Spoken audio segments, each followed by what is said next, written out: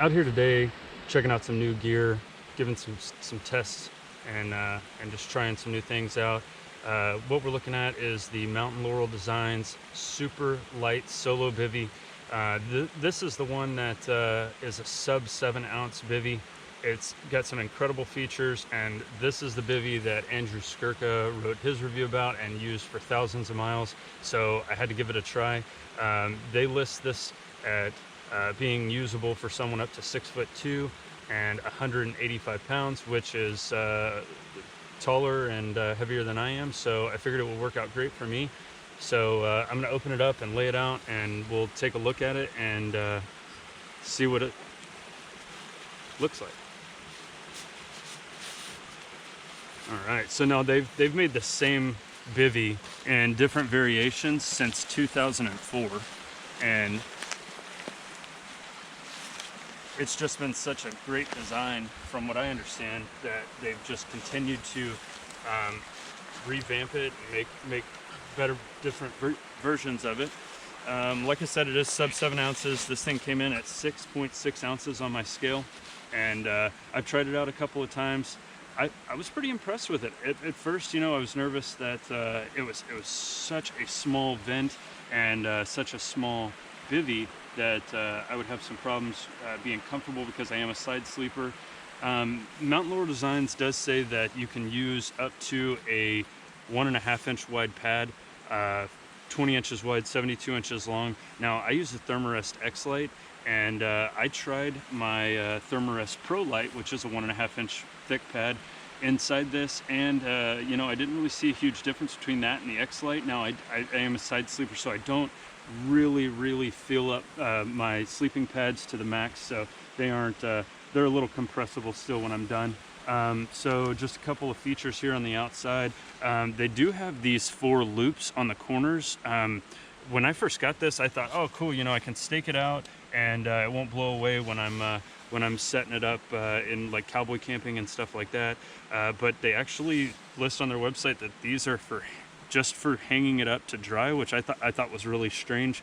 Now, I mean, it's not really necessary to stake out a bivy. You're going to put your heavy stuff in there, and I mean, chances are you aren't going to be using something like this in a super high wind area. Otherwise, you know, you may need to pick a different camping spot, but sometimes you don't have the choice. So, I mean, it's 3/4 inch grill grain. I feel like you could get you know, a stake in there just lightly, not pulling it taut, and I think it's mainly just because there isn't reinforcement inside the bathtub floor. So really soft on all the materials. Let me unzip this. Now this is a it zips across the top of the chest and comes past this mesh area, which is like a no-seam, and it's got your little tie-up loop there, so you can hook it on the inside of your tarp. And then what I liked about this one is that the zipper comes way down the side, all the way down to like your hip area.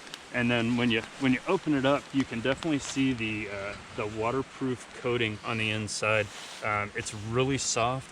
It kind of gave me a sense of being kind of having a plastic look to it, but I'll tell you, it's kind of breathable. I didn't have a lot of condensation when I slept in this, and I was pretty surprised, because I thought for sure, man, this was just going to be like a garbage bag on the inside. But they've got this thing figured out. Now they list that this is your bug protection, your rain protection. You don't need a ground sheet with it. I always use a ground sheet with it, just for the added protection, and it does seem like a pretty thin material. It's like a sill impregnated material, so you can feel the sill coating on the inside as well as the outside. So it's definitely built to stand the test of time.